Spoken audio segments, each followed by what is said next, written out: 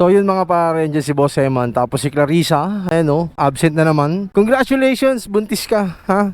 So napakalupit mga par kasi isang taon pa lang nakalipas, kalunok na ng pakwan. So meron tayo ditong Honda Click mga par na Honda Click B2, Honda Click B2 mga par, so gagawin to super stock. Tapos dito sa kabila naman is Honda Click na 175cc. Ayan, parehas na parehas, pati mags oh. Pinagkaiba lang nila yung shock, rear shock niya mga par. So ayan, kinakalas na ni Jason yung pipe para mabaklas na to at mapaghiwalay na sa chassis. So asikaso dito sa jeg mga par, so meron tayo dito super stock 175cc at 195cc na Aerox B1 mga par. So mamaya tapos na to, asikasuhin lahat to dahil ito kukunin na rito na may-ari ngayong araw. Ito 175cc, let's go.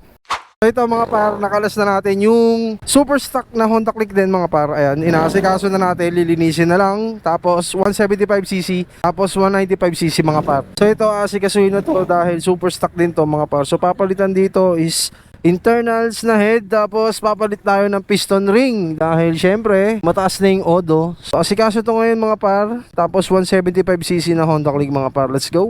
So nandito na yung may-ari ng PCX mga par, food trip. Tapos didigri na ni Boss Eman yung Honda Click na super stock mga par. So ayan, inaasikaso na ni Boss Eman. So ang daming asikaso ngayon dito mga par. So tapos na ikabit yung makina dito sa chassis ng Honda Click na 150. So kinargahan to ng super stock mga par. Testing natin super stock Honda Click mga par. So bira Christian.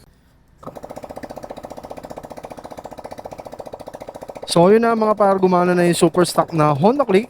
So meron pa dito NMAX B2. Puro makina tayong for today. So yan, goods na to mga par. So ito na yung titirahin natin na 175cc, let's go. Tapos meron pa ditong Aerox B2 na 195cc mga par, let's go. So meron tayo ditong PCX mga par, merong problema. So dumating to dito, hindi umaandar. Tinulak na lang dito yan sa jeg mga par. So ang may-ari nito, ayan si Erwin, yan.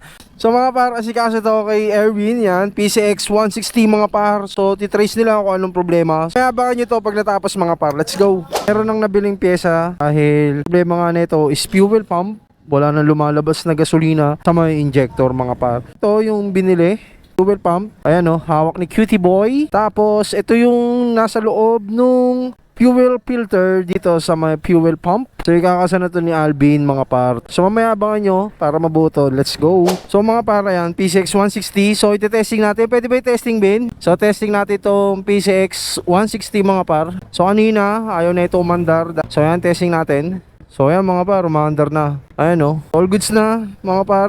So ang naging issue nito is fuel pump. So ayan, umandar na to mga par. Ayan o. So all goods na to mga par. So testing natin mga par yung 175cc ng Honda Click. So test fire tayo ng 175cc mga par, let's go.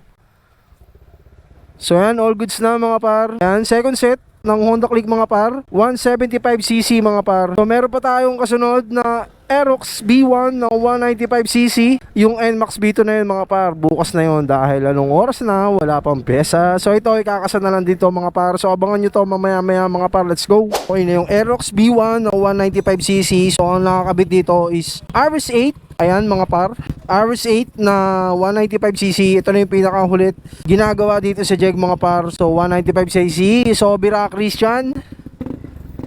Ayan, naka JBT B4 siya mga par. So all goods na to mga par. Ilalagay na lang yung upuan, tapos kakabit yung mga kaha. So yun lang mga par. Maraming salamat sa lahat na sumusuporta sa jeg. At syempre lagi kayong mag-ingat.